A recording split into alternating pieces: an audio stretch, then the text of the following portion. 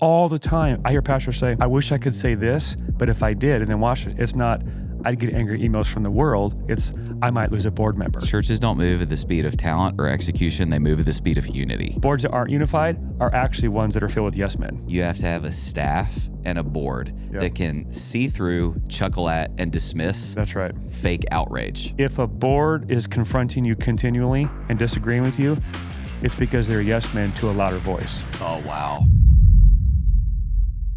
Hey, welcome to Resurge Season 1 with me, Josh Howerton, and Pastor Josh McPherson. The ground is radically shifting in our culture, and we believe that we are sitting on maybe the greatest opportunity for the church in our lifetime, for people who understand what's happening and have the will to seize it. Because these conversations are heads up about some radical shifts in culture and ministry philosophy. A couple of the episodes will be a little spicy, and we got some very interesting guests that are going to hop on as well. Our heartbeat is to see reformation and revival for a resurgence of the purposes of God in our day. This is a test drive, and what will decide whether or not we do more seasons will be the engagement that happens for these episodes. So if this is helpful or interesting to you, if you could rate, review, or share the episodes, that will help us know that it was helpful. That said, welcome to Resurge Season 1. Intro music. Da da da da da. I'm loving it. Da da da da. Lots of coffee. Lots of coffee. Yeah, I had my second cup in my life. In your whole life, and you're how old?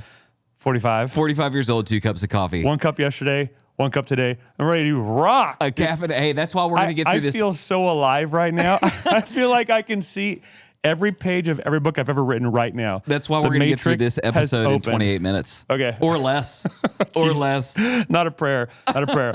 Okay. We are doing a series on negative world reality, negative world missiology. Yeesh. What does it look like to have a missiology that fits the moment that we're in? And You're literally out of breath. You're literally out of breath. Did you hear that guitar solo I did? That was not easy, bro. It was enthused. Oh, back in black. Can you give me one of those? Let's hear it. No, I'm not even trying. Okay. You going? You want me to take No, this? no, I got it. So what we're talking about is episode 1 was negative world reality. You unpacked that. Episode 2 was the pastor and his family, the critical nature of locking it down at home. Episode 3 was the pastor and politics, that you can't be biblical unless you're political. What that looks like in the historical realities from George Whitefield to Martin Luther to John Calvin. To the Bible. To the Bible. This little thing. Yeah, this little thing called the Bible. Peter, James, John, Paul, to Charles Spurgeon, a dereliction of duty. When the demonic steps in to the reality of, you want to move on. Go listen to that. No, I know you're you. like, come on, guys. Blah, blah, blah. So today is the pastor and his team.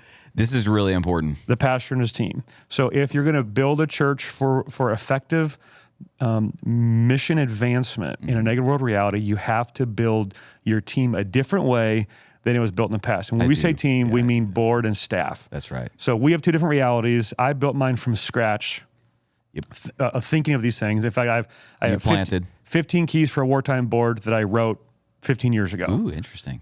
We can get to if we got time. You stepped into such a church you didn't plant, a board you didn't gather, a team, staff you didn't hire, which is very different, which is probably the place a lot of guys are in. So I'm asking you the question, what have you done to prepare your board and your staff for a wartime footing in a negative world reality to be effective missionaries for the gospel? Well, let me just start with why this is really important. You mentioned in negative world, this is uniquely important. Yeah. And here's what I feel like happens to that a lot of guys. Here's what they feel. They instinctively feel this, even if they've never verbalized it.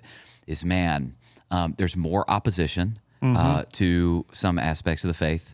I want to be a bold, clearly speaking pastor. Yes. But then their spidey sense tells them, when I do that, I might trigger a mob. There might be local opposition. That's right. I might, not that either of us have ever experienced this. I might get an online mob. Oh yeah. I've not that sunny we days have no experience with either of those things.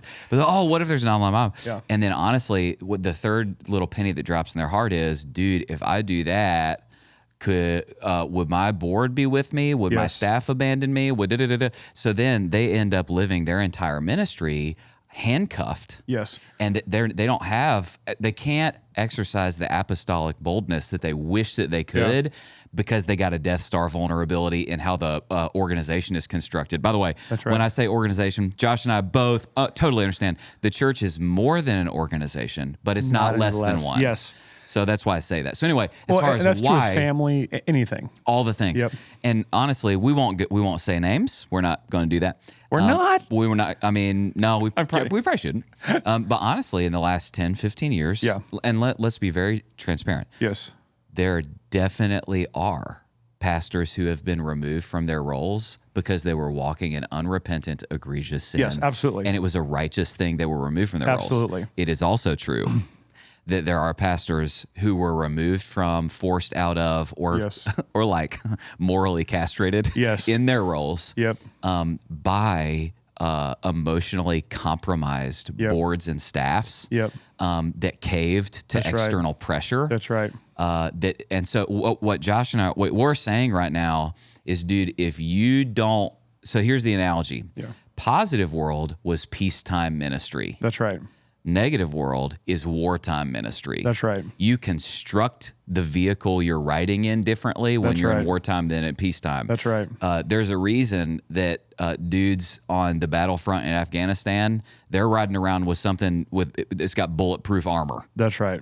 That's right. But I just drove my truck up here because you see what I'm saying. Yeah, I mean, I think the pastor intuitively knows that whatever battle I step into, I take my board with me. Yep. And they intuitively sense that I'm only as strong as my weakest board member and their ability to stand in the fight.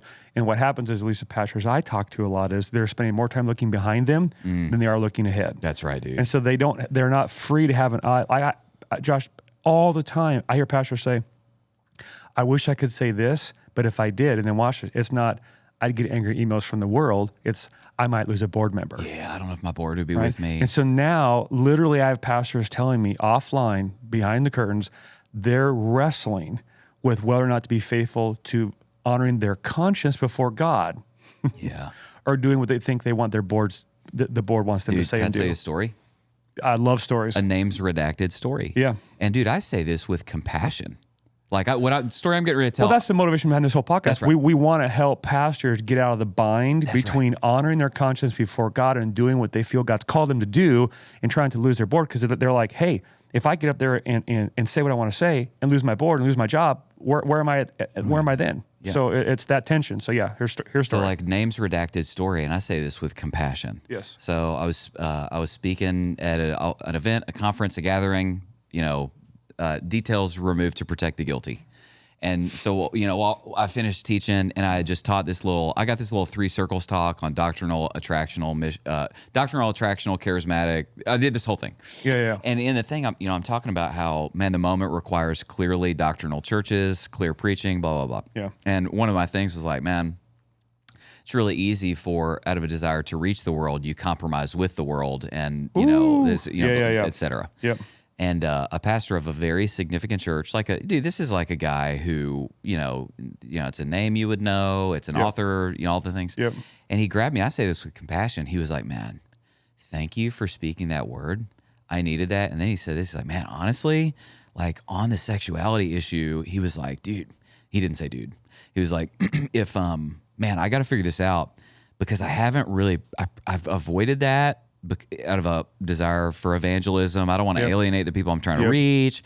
And then he went, man, I've kind of avoided that. And honestly, if I preach that clearly, I'm not sure 30% of my staff is with me. Oh my gosh. And I might lose 30% of my team. Oh my gosh. So this is what we're talking about. And the sexuality is just a flashpoint issue. That's right. There's 10 or 15 different areas where it's dude, if I start to speak with clarity, guys start going, but would my board, my staff be with me?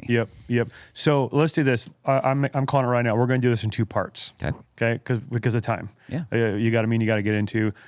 First part, let's talk about what you did when you came to Lakepointe in addressing how do I build a team on the staff and the board front for war. And on the second episode, I'll go through the 15 keys to a wartime board that I wrote when we planted our church 15 years ago. How's that sound? Well, let's see. I think, this we may move faster, we think. We'll see. Well, let's go. Yeah. So what did you do when you came to Lakepointe, and what's been your strategy? Because we've talked, and you're like, I have the confidence and freedom to say whatever I think God's leading me to say. Yeah. And I know my team will be with me. And bro, you have a board that you didn't pick, and many staff people you didn't hire, in a church you didn't plant. Yeah. So how have you done that? How did you go about thinking about it? Do it all at once? Do it over time? What was the strategy? What was the process? So first of all, like a few principles, I think, and you can chime in or disagree, agree, is number one, churches don't move. An axiom I have is churches don't move at the speed of talent or execution. They move at the speed of unity. Amen. Churches don't move at the speed of talent or execution. They move at the speed of unity. Agree 100%. So and unity happens in concentric circles. Yes. We've talked about this. Yep. So here's how I think any pastor should be thinking about it is, number one, he should be going, is my wife with me? That's right.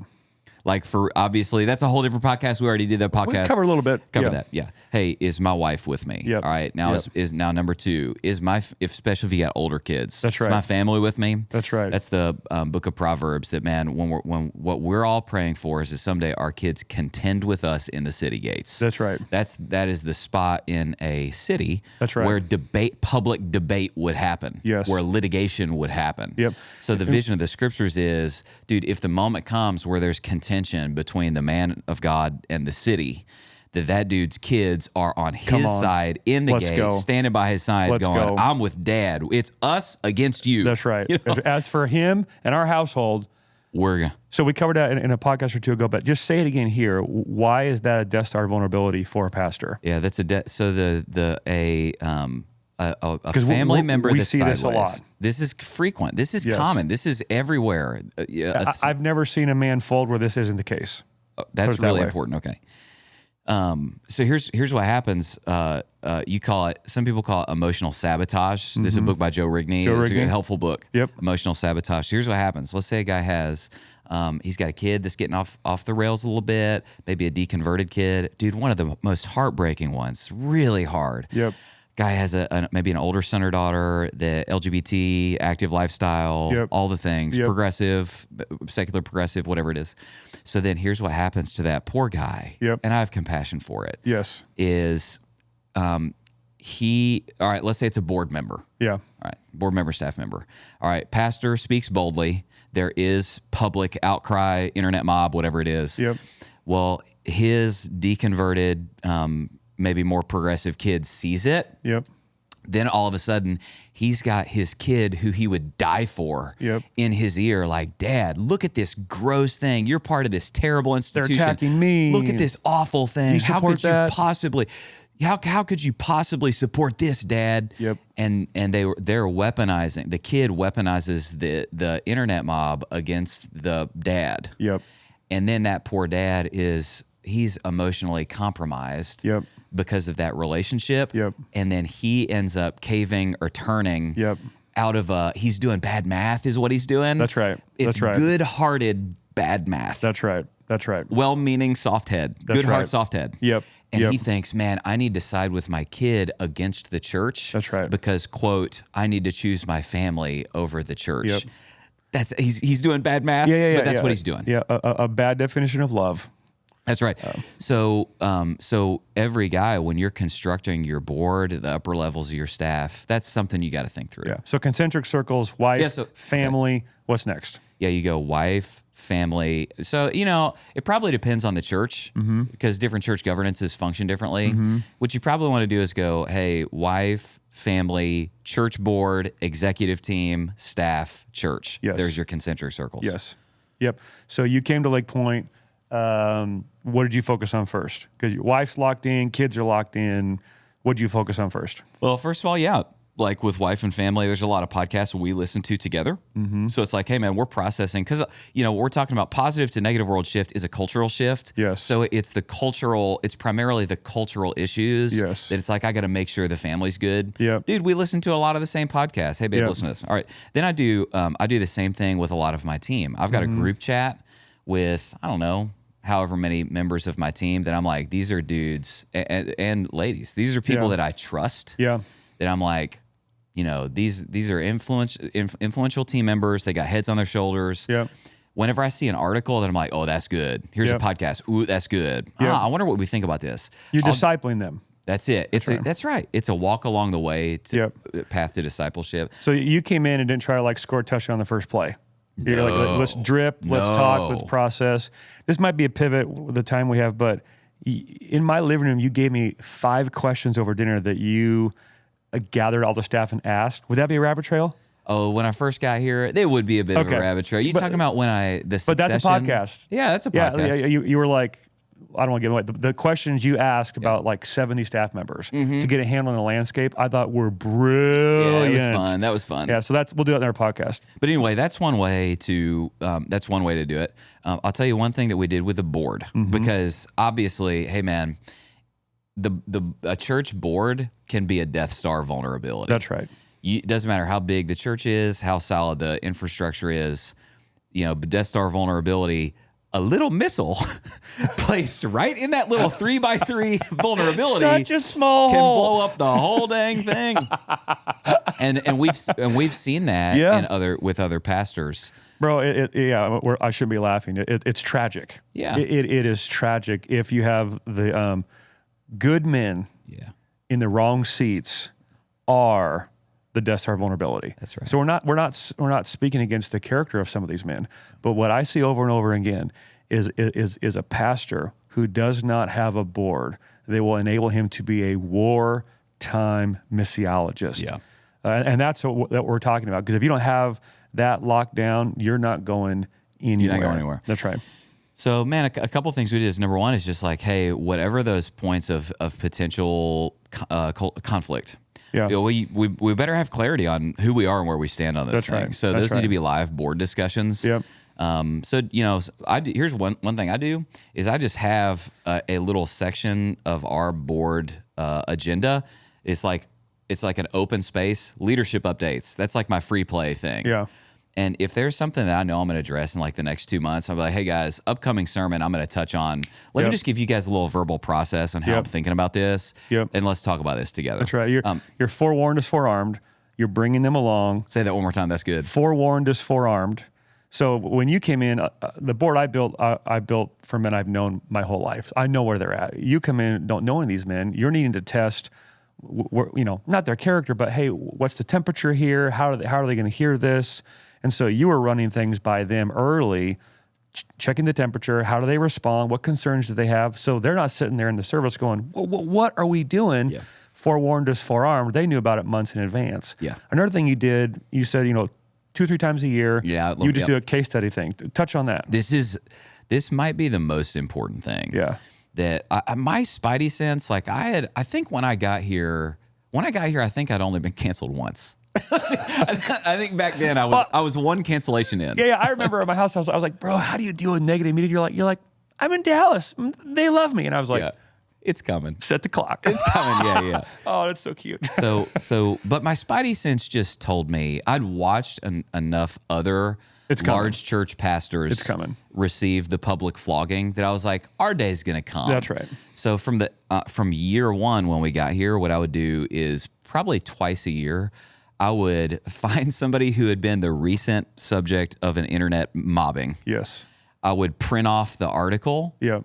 Or whatever it was. Yep. And I would run a case study with our board. Yes. And then, what obviously we're not talking about is building a yes men board or That's right. That's right. We're loyal to you instead of the truth. No. We're loyal to what is true and right. That's right.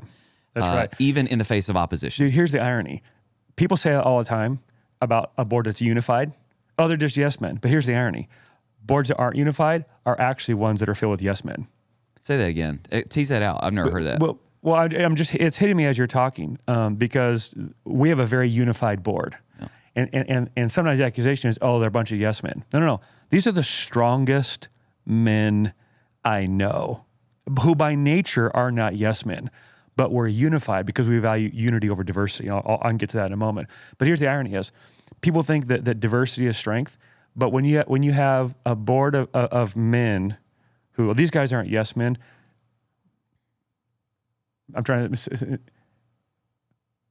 If a board is confronting you continually and disagreeing with you, it's because they're yes men to a louder voice. Oh, wow. Does that make sense? Frequently. That can be frequently the case. So my board is unified. They are not a bunch of yes men because they're willing to say no to all of the pressure that's pushing them to cave, so I will crumble. Yeah. Right? So just because the board agrees with you doesn't mean they're yes men. It may mean that they're actually strong men willing to say no because they're not caving to the pressure that comes from the outside. That's right. Am I saying that clearly? That makes sense. That makes sense. So keep going. Well, that's in order to help them think through that stuff. Because, dude, think about this, Matt. Like, you and me live in pastor world. It's like we hear these stories all the time. That's right. Like, we always know who's getting mobbed this week. That's like, right. We always know that. Yep. Dude, if you're a lawyer, you're a dentist, you're an engineer. Yep. You don't live in that world. So then when it happens to your church or your pastor and you're like... You think it's the only event that happened. You're like, oh my gosh, is this... Like, it's the first one you've ever seen? And you're bewildered. Yep. Well, so what that did is it did two things. One, I'm familiarizing the board with, hey guys, this is a normal occupational hazard of public ministry and negative world. That's right. So it helps them start to internalize, oh yeah, our day's going to come. That's totally normal. Yep. That's totally normal. Yep. So then you have less of you get it. But then number two is frequently, now there are some case studies we ran where it was like, yeah, man, that pastor was in egregious sin, needed to be rebuked or removed or whatever it was. Yep. But then other case studies, they're going like, are you kidding? Like I have smart, wise, godly, courageous men on my board. Yep. So they would look at these things, and these are dudes with heads on their shoulders. Yeah. They'd look at these things, and they'd look at the accusation versus the reality, and they'd go, oh my gosh, these people are demonic liars. That's right. And now that internalizes for them, oh, so not only will this probably happen to us someday, that's right, but there's like these demonic lying mobs who do this like to monetize, to drive clicks to their monetized websites. That's right. And so then when it happens, the board's like, oh yeah, we're fine. Yep, this is what happens. We're good. You know that your board's in a healthy place when they can chuckle at mob attacks on the church. That's what you have to. I just want to verbally highlight that. Yeah. In negative world, you have to have a staff and a board that can see through, chuckle at, and dismiss. That's right. Fake outrage. That's right. That's right. I mean, we found a lot of the quote unquote outrage. I got guys like agency employees, CIA. They'd chase these emails back, originating across the country. Yeah. These aren't local people. These aren't real people. No. These are bots and operatives who are looking for the person who's sticking their head up the highest to take a shot at them to send a message to everybody else. Yeah. And so oftentimes the fake outrage is even coming from real people. It's very But here's the thing, just to unpack more. When you are showing them those case studies, for the ones that are the irony is the men who sin for a long time and then fall had a board who saw it but never said anything. That's egregious. Wow. The other extreme tragedy is where, dude, the guy ran a red light and they shot him. Yeah, which happens. You know what I mean? Level 9 response to a level 2 issue. That's right. That's right. And so the other thing you've been able to do and I've been able to do is, because we know some of these guys, been in some of these circles, we can show them, here's the article, here's what was written, here's what was said, what do you think? And they go, well, blah, blah, blah. Okay, great. Now let me tell you the rest of the story. Yeah, I've actually Skyped some of those guys into our board meetings to do that. And then we give them the whole story, and they can see the manipulation of what's getting put on some popular website or quote unquote Christian watchdog magazine and reported as if it's legitimate. And then you give them the actual story and they go, oh my gosh. And what you're trying to show them is you cannot believe what you read online or what you hear being said on social media. And so if anything, it gives them an understanding and appreciation for, unless you're there in the room, hearing the conversation, seeing the situation, you probably don't have the whole story. That's exactly right, man. So anything else to highlight for you? Let me see here. So go ahead. I have 15 keys that I wrote for a wartime board. We could kick into another podcast or tag them on here at the end. I'm going to send a text message and see if I can push this call like 10, 20 minutes. You talk about something. We're still recording? Yeah, we're still recording right now. So anyways, this one time I was, Josh and I walked into a bar. No, we didn't. Yeah, it really hurt. Coffee. We walked into a coffee bar. I've never been drunk in my life. I just want to say that publicly. I've never had alcohol in my life. Really? Yeah. Okay. Yeah. Oh, I'll see you or whatever. Ooh, you're so holy. You think you're so whatever. Yeah, I'll see your Methodism. If I scoot back and am I still in the shot? Okay. Okay. Let me say. I'm more comfortable here. Okay. Is there anything else we want to hit here? We're still rolling. Yeah, I know. This is great. We need some theme music here. I got 15 things I can pop through that are phrases that our production team could bring up and outline, like things that guys should write down. Yeah. Wait, I got this call moved. Let's keep going. We're rolling? I got an extra. Yeah, let's keep going. Awesome. I got an extra 15, 20 minutes. Let's go. Okay, so 15 keys to a wartime board. Go. you want to move to staff though for what you did for staff, or you covered it? Man, with the staff, honestly, I've just been like, number one, we provide, I'm keeping the staff in the same conversations. Like a lot of the stuff we're talking about negative world missiology, hey, what to expect. I wrote a white paper for my staff that's not public, and I won't make it public yet. Nope. About the shape of negative world. Yep. And like literally, I think it was before one of the more recent internet mobbings. Yeah. It was like literally the week before it happened. I had just disseminated this white paper to the staff. Yep. About, hey, in negative world, you have to expect online, and here's why it happens, and here's what to expect, and here's how to respond. And so then when it happened, my whole staff was like, oh my gosh, this is exactly what you said. You're a prophet, man. Exactly and they could see right through it. Yes. So there's little things like that. Hey, in all staff meetings, we're talking about this stuff. Yeah, man. And, one other thing I would say, this is a little hack, is what you can no longer do in negative world is in positive world, a general Christian ethic, moral ethic, you could kind of assume, like if somebody was coming to work at a church, like everybody knew, dude. Oh yeah, dude. We marry men and women, and that's it. We don't cut things off of kids and call it steps towards mental health. We're pro-life. We're Yep. Let me just say, like, you can't assume that anymore. No, you can't assume that. So where some churches do get caught is they think, well, man, as long as they sign our doctrinal statement, we're good. That's right. And by the way, that's a whole different podcast. The new apostasy is I affirm all the creeds. I'm an Orthodox Christian. Right. That's right. But then like they're heterodox on all of their ethical positions. Bro, that was a turn that came, I would say 5 or 6 years ago, where I remember the first blog article I read from a woman who's dead now. Yeah. And it hit me, and I was like, oh. She isn't making an anti-biblical argument. She's making a quote-unquote biblical argument. Her argument isn't, I don't believe this because it just hit me. I was like, this is a new day. Yeah. She's using Bible verses to support her heresy. Yeah. That felt like a shift to me, to what you're saying. I do think it's a shift. But, dude, even when we started ministry, the quote-unquote heretics, like they would violate core Christian doctrines. That's right. Now, openly. So that's orthodoxy. Yes. Now that's not what people do. Like now, when people apostatize or they veer into some form of leaving the faith, become enemies of the faith. Yeah. They'll publicly say, nah, I affirm all the creeds. That's I'm right. totally orthodox. That's right. But then they're LGBT affirming. They're all the things. I mean, like the words are, I'm not embracing this because I'm rejecting biblical Christianity. I'm embracing this because it's how I'm living my Christianity out. That's right. Now, let me just get to the point here. So what you got to do in hiring, you can no longer just go, here's our doctrinal statement. Are you good with this? Great, then we're all on the same page. Yep. No, you got to make sure that that's orthodoxy. You got to make sure that you're aligned in your hiring on orthopraxy. That's right. You got to make sure, hey, are we on the same page on, and just pick whatever is culturally contested about the faith at that moment, and make sure you screen on the front end. All right. Now, so here's a question. I have, my context is much smaller than yours, between our church and our school, about like 70 staff.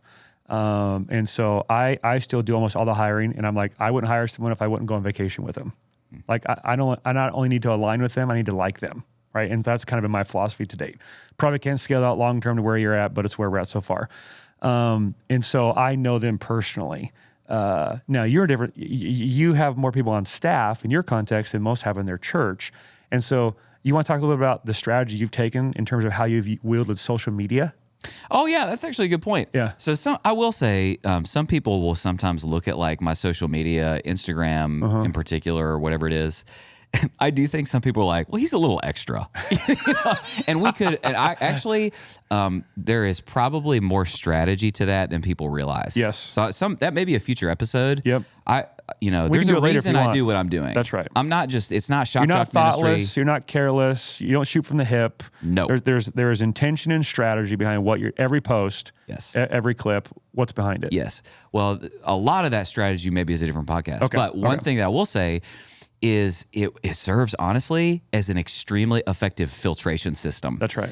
Like we literally tell people when they're interviewing at Lakepointe, hey, go check out these 10 reels from Pastor Josh's Instagram account. And honestly, dude, one of two things happen. Hey guys, if you're a lead pastor and found this interesting and helpful and you'd like to go a few layers deeper, Josh and I, along with a few special guests or two, are going to be hosting a closed door, no cameras, no recordings, very candid cohort later this year about how to apply what we're talking about in the ministry context of local churches. Now, if you're interested in applying, we're going to hard cap the number of people that can be a part of it so we can keep it relational and highly interactive. So we found these times to be both life-giving and deeply productive and fruitful. If you and your wife would like to join us, text the word resurge to 20411 and we'll shoot you a short link with more info on how you can be a part of this very special closed door cohort. We'd love to see you there. Either they watch the reels and they're like, I do not want to work there. Can't do that. And honestly, I'm like, praise Jesus. That's right. Because churches don't move at the speed of talent or exexecution. They move at the speed of unity. And so it's not fair to hire them into something they don't know what they're getting into. Bingo. That would be cruel. No, that's so right. some people watching are like, maybe not. Not for me. But here's what usually happens. Usually they watch them and they're like, I have to work here.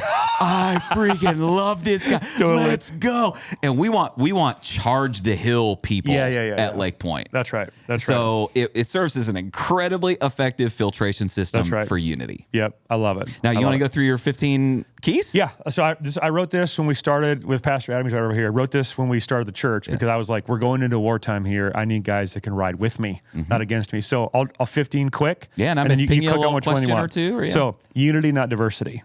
That's good. For whatever reason, everyone's hiring for diversity, and I'm like, that makes no sense to me. Mm-hmm. We've defined diversity by the most shallowest markers of our humanity. Mm-hmm. And I'm like, we're diverse by nature of being made uniquely and distinctly in the image of God. Yes. Every man at this table is wildly distinct because they are uniquely made in God's image. Yeah. Right? I don't need to have a different skin color here to represent diversity. Like you and I, like think about like the similarities of our background, like Christian parents, you know what I mean? So many similarities, wildly different human beings. Yeah. And so I think we vastly pervert the definition of diversity when you think about experience, perspective, so many things. So I hire for unity, not diversity. I don't want diversity on our staff. I already get that by nature of us being different human beings. Mm-hmm. I want unity around the mission. It's everything. Diversity of conviction or diversity of doctrine or ethics is not diversity, it is disunity. That's exactly right. Just make sure you understand that. That's interesting. People define disunity as diversity and call it good, and by nature, God won't bless it. Yeah. He won't bless it. That's why Acts 2, Pentecost, was not about power, it was about unity. Yeah, wow. So Jimmy Evans always tells a story of Henry T. Ford, makes the first car, and a big engine puts it in a frame that was bolted together, dragged down the road, rattles it apart. What do we do? Brought it back, welded the frame together. So instead of many parts screwed together, it became one part. Put the engine back in it. Now the power of the engine was able to drive the unified frame forward. Wow, right? That's great, dude. So power follows unity. That's a true principle for light or darkness, good or evil. Yeah. Right. You look at BLM, remarkable unity for a moment in time follows with power. Like the enemy is unified too around darkness, and powers are so. What team won the Super Bowl this year? The most talented team, skilled team, the most unified team. Unity, not diversity, number one. Number two, heaven down, not pew up. This is so important. This was huge. I told the guys, we are here to represent God to the people. You are not here to represent the people to God. Bro, are you going to talk about your complaint department thing? What part? We don't have one. Well, but that's my point. Yeah. So this is huge. Okay. Go. Yeah. So the heaven down, not pew up. I told the men, and I got pretty fiery in this. I said, our job at this table is to hear from God. Period. Full stop. If you walk in here and say, well, what about so-and-so? What about such and such? You're gone. We are not here to be directed by the fear or manipulation of man. We are here to be directed by the voice of God.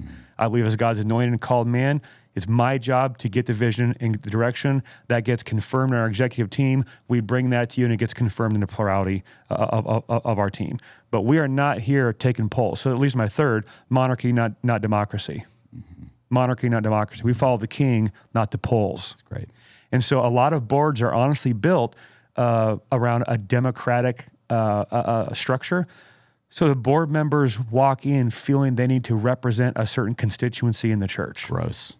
You know, I'm hearing some concerns among the whatever or the whatever. It's like, do not walk in here representing a grievance from a constituency to try to affect where we're going. Now, listen to sheep, yes. Care for sheep, yes. Obviously. But we represent the king. Yeah, but here's that gets to later. We're here to govern, not pastor.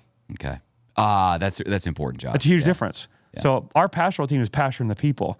We're here to govern and lead the mission of the kingdom of God that's being expressed through the church. So monarchy, not democracy. I got this from Larry Osborne. He told me, he said, here's the deal. If board members come into the room thinking they're there to represent a constituency, they'll argue for their case and leave divided. Wow. Right? Yeah. I'm pulling for you. But if they come in thinking we're here to follow the orders of the king, very different posture. Number 4, strengthen pastor, not throttle pastor. I don't know what that means. You're here to strengthen my hand in my calling, not throttle me back and make sure I don't get us in any trouble. Wow. Very different. What would you say to a board member who heard that and he was like, wait, man, like I thought my job was to hold you accountable.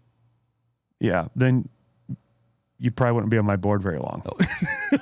No, you believe in accountability. Yeah, I mean that sounds arrogant, but if that's the top, I get nervous with the word accountability. Because I think sometimes it can be the way that men with less courage control men who have more courage, and they're afraid they're going to get them into trouble. Private shouldn't have the ability to tell the lieutenant where we go, because if the private thinks there's going to be war over there, I don't think we should go there, Lieutenant. And he can say he's keeping the troops safe, when in reality he's covering his own hiney and keeping the platoon from doing their job, which is to get into some skirmishes and move the battle line forward. And so if I tell the board, your job is to hold me accountable, they come in with a wrong posture. That's the wrong primary mentality. It's the wrong primary mentality. We're all accountable before God. Yeah. Right? And so it's a different posture. They're here to strengthen the hand of me as a pastor, not throttle me back to make sure I don't get us into too much trouble. And you're especially, I want to make sure I understand, you're especially talking about issues of strategy, not morality. Like if a pastor's wandering into, hey man, he's straying on his marriage. Yes, it's their job to hop in and absolutely. Yeah. Absolutely. Okay. Number 5, special ops, not large platoon. I think the boards that will survive negative world are smaller, not bigger. Smaller, not bigger. Strength in numbers, Josh. Yeah. And that's how we beat the Redcoats. Right? So it's insurgency, not marching in straight lines with red jackets and get shot at. Oh, interesting. That's good. And so I want to fit my board for an insurgent, special ops oriented battle plan, not this big monolithic lumbering huge target. And here's what I mean. Opportunities require being nimble and making quick decisions. Yes, if I have to run it by a 14, like I've talked to churches, like there are 200 people, they have 15 elders. I'm like, you'll never grow past 250, because what happens is the larger the committee becomes, the less people actually talk. So I learned this from Larry too. Do you know the rule of 8? Yeah, the rule of 8. You go ahead on the Larry thing. Okay, so if Larry was like 8 to 10, if it's 8 to 10 or under, people come in inquiring, asking questions, listening, open. Over 10, 11, 12, exponentially more lines of communication. They intuitively know we have 2 hours here. It's the end of the day. We're all tired. I don't have room to ask a question and get input and feedback, so I'm just going to advocate for my position. That's it. So you go from a room of curiosity and inquiring and listening and open to each other to everyone's advocating for their own position, and it's almost impossible to build unity. That's the rule of 8. And I want to be able to move quickly on opportunities to move, because when you're getting shot at, you got to make quick decisions. even to get 12 guys together, to get them caught up can be hard and difficult and challenging. And so larger boards are built to maintain and preserve something huge. Smaller boards are built to build big things and take more ground faster. That's good. So I think it's a smaller board, not a larger platoon. I'll interject. Jeff Bezos. Yeah. I heard this podcast he did where he at not Google, sorry, Jeff Bezos, Amazon. He will not, at least back when he did this podcast, he does not allow any team in his organization to be larger than they can share one pizza for a meal. It's incredible. It's like if your team requires more than one pizza for a meal, it's too big. Well, dude, that speaks to relational unity too. You can't be relationally close and caught up with 12 different guys. 13 guys. I mean, look at any successful organization or business. Oh, you're not taking it from the Bible. No. Like the biblical principles work in the real world. And so when you see a successful business, it's not guys that have a board of 35 people. It's Steve Jobs and Wozniak. It's, it's 2 or 3 guys at the top. It's not 15 or 20. Yeah, God never, I just want to, and this goes to both the principles, strengthen your hand, not throttle your hand, and small, nimble teams. Yep. Dude, like it or not, some people, it's like, especially the Reform guys, they press back on this thing. Yeah. But like in the scripture, there's never a moment where the Lord anoints a team. That's right. The Lord never anoints a committee. That's right. The Lord anoints a man. That's right. That's right. And the purpose of the team is to help strengthen the hand of the anointed man. Yep. That's right. Yeah. Now that's generalized language. Yeah. And the critique of that is, it's a Moses model. It's like, well, Moses is in the Bible. Yeah. It's so weird. Yeah. It is. Number 6, high relational unity, not professional role. Like this isn't a volunteer position that you're putting on your resume to run for office one day that you're volunteering for. This is a highly relational calling where we're working as a team in the light of, and on behalf of God Himself. It's highly relational. When the crap hits the fan, I don't want a guy standing next to me who doesn't know me and who I don't know him. I got to be in their life. So almost everyone on my board has gone through my city group, my small group, for at least a year. I got to know their family, their wife. I want them to know me. That when we come to the table, I know them and they know me. So I'll say this. I know where everyone is on my executive team and my board at any given time. Life isn't building up, and I hope Mike is still with us. You know what I mean? I know where they're at all times. You can't do that with a huge board. It's got to be small. Number 8, offense-oriented, not defensive-oriented. We want to be fundamentally on the offense, not on the defense, which means I need to have guys on that team who like to play offense.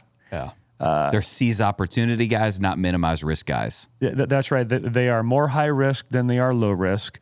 They don't need, I want guys who need 30% of the information to make a decision, not 110% of the information to make a decision. Bro, I want to verbally highlight something you just said for guys who are listening. What you just said is a super important question. Yes. I learned this from Tim Smith, our senior executive pastor. Yes. Figuring out what % of the information does a man need to, or a woman need to make a decision. Yes. That is a very important thing to understand about that person. Yep. There are people who they need 90% of the data to make a decision, and bro, it's just like it becomes rough to make any decision. Dude, they are like a boat anchor on a boat on a ship trying to get out to sail. Now, I'll counterpoint. You may disagree, and whatever. Yeah. On our board, we like to have ours is an 8-person board. Yeah. We like to have at least one brake tapper. It's usually like a lawyer. Yep. Like right now we have 2 lawyers. It's usually like lawyers, engineers. Yep. Those kind of guys. Yep. We like to have one because I'm all seize opportunity. I'm very comfortable with a ton of risk. Yep. I'm go, all gas, no brakes. Yep. It's nice to have one guy that's like, hey, we should pray for 6 minutes. Totally, man. Totally, yeah. We have one guy like that too. Okay, good. But here's the thing. He's wired as a brake guy. Yeah. He's wired as a risk-averse guy. Yeah.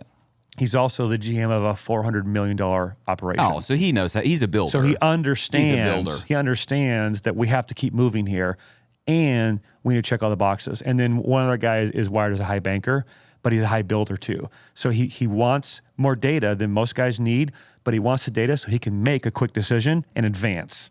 Okay, which is super helpful. I forget right here. Number 9, generals, not soldiers, which is kind of speaking of this. I wanted CEOs and business leaders because there's a difference between a guy who's in the lead seat where he's at in his life than a guy who's never been in a lead seat. Because I don't know how to explain it, and it sounds arrogant. It's not like there's just no other seat like the lead seat. Yeah, it's lonely. It's different. And if you don't know how it feels, you might not be able to relate to it as well.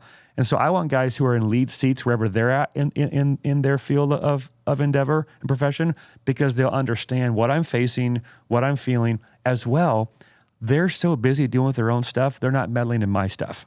Yeah, that's great. You know what I mean? Yeah. If you get a guy who works an 8 to 5 and is kind of bored and wants to come in and run the show, bro, guys that don't understand the church world and aren't immersed in it shouldn't be given responsibility to make the most important decisions about it.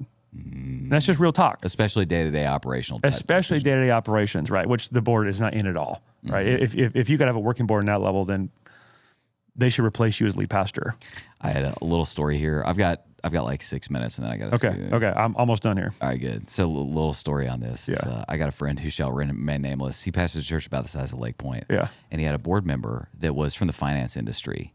And this guy he was having a little difficulty, good man. Yeah. But he would like print off like one article and walk in and be like, "Hey, pastor, I think we should do this. Have you read this article?" Oh my goodness. And my friend, who shall remain nameless, he printed off one MSNBC article about like high finance, and he was like, "Hey, Jerry, I got some ideas for your business, and I'd like you to do this because of this article." Yeah. It was like a joke. This guy's like a CEO of like $1 billion. Yeah. It would be like me telling you what to do with your $1 billion organization because I printed off one MSNBC front page article. Hey, let's understand. So anyway, keep going. Sorry. That's speaking to the point. Yeah. They got another place. Number 10, leaders of men, not pastors of people. And that's a gifting thing. We need pastors of people. That's not the gifting we need here. We need the gift of governance at the table. Flock-focused shepherds, not sheep-focused shepherds in that. Yep. And all these things are speaking to gifting and wiring, not character. There you go. Right? And so character's a given. Characters, we're assuming that. That's like 101 here. These are men of character, but now we're looking at gifting because there can be wonderful, wonderful prince of men. I mean, saints, wonderful men who would not do well at a governing board level. And the error is, well, he's a good guy, or he's a wonderful pastor, he'll make a great elder. That's not necessarily the case. You need someone with a gift of governance, okay? 11, gift of governance, not gift of compassion. Redundant. Number 12, solid wife, solid life. We've covered that. If their wife is weak, immature, emotional, they can steer him and not good. She'll hear something you say. She'll see attacks coming. She doesn't want to be associated with it. She puts pressure on him. Now he's being a rock in a hard place, and all of a sudden he's trying to be a brake to you and not a gas pedal, and it's trouble. It's not good. It's not good for you, and it's not good for them. Okay? Number 13, not emotionally manipulated by misplaced empathy. That's kind of what we're saying. Mob proof. By the way, everyone needs to have your board read Emotional Sabotage Joe Rigney. by Joe Rigney. Got to read it. Really, really good. Last one here is you got to make sure they're mob proof. So here's how I looked at it. Personality is key. I did not want engineers, doctors, or attorneys on my team as a rule. Now, I'm trying to think if we have maybe one attorney right now, but the point being, I don't want someone in general, I don't want to fill my board in general with a group of men whose profession depends on them catching every little detail or somebody dies. Now, we need the council of attorneys and we need the council of our CPAs. But if you lived your life according to the counsel of your CPA and your attorney, you would never leave your house because they're men who are naturally risk averse. Yeah. And so you may want one voice like that or have 10 of those voices that are outside the board that you can take and bring into the board. But if that's your whole board, bro, they are locking you down. So personality is a big thing. Yeah, my best board member, I think, might be an attorney. Really? The guy that might be like he's locked down. Okay, so you disagree with that then. So push back on that. I'm just saying it might not always be true, but the principle is still true. Yeah. The principle of mob proof. Like for instance, there was a guy, wealthy, good dude, super smart. His job was to read CAT scans and catch little shades that are darker than other that might be cancer and point it out to save someone's life. Someone like that, their whole job is oriented around catching the smallest shaded thing to save someone's life. And if they make a mistake, someone dies, that guy might have a hard time being at the table, making huge decisions. Here's the deal. We're in the business of faith. We will never have all the information to make a decision we got to make with millions of dollars and thousands of people's lives and everything at stake. And so you have to have an ability or to have a higher level of risk tolerance that won't keep you in the name of being responsible, not walking in faith. There you go. Right? I always tell our board, we want God to give us to faith. God, I always pray, God, help us to not run ahead or lag behind. Run ahead in presumption or lag behind in cowardice, but walk with you in faith. Amen. So personality, CEO, leader, the guy know what looks like to take the hill and take shots for it. Naturally bold, courageous, and high risk tolerance. I like guys who've been attacked before. They understand it. Leader, not follower. Understands nature of criticism. In other words, when someone criticizes me, I don't determine whether I should receive it or not. I submit that to my executive team. That's great. Should I receive this or not? And then they discern it and go, you know what? There's some truth here, or you know what? This is garbage. If I gave myself that permission, I would probably receive things I shouldn't and reject things I should receive. 100%. And so I want guys that understand the nature of criticism in that on my board, I've learned this from my board. They say, Josh, we don't receive criticism from someone we wouldn't seek counsel from. Wow. Right? And I really appreciate that. And then lastly, they've cauterized the nerd of the need to be liked. Because if your board needs to be liked, you're going to be in trouble, and you will lower your standard to the lowest common denominator, and then you'll cease to be effective. So that's what I put together when I started building my team 15 years ago, and it served us well. Pretty darn good, man. Yeah, buddy. Everybody, go build a wartime board, wartime staff, wartime team. Outro music. I'm loving it. Woo! Bye, guys. See ya. Hey guys, hope this was interesting and helpful to you. If it was, again, this is a test drive, and we'll decide whether or not to do more seasons based on whether or not it was actually helpful to you. So if it was helpful, you can signal that to us by rating, reviewing, and sharing the episode. That will signal to us that it's helpful and might cause us to keep going. Hope it was helpful, and if it was, we'll see you next week for the next episode of Research.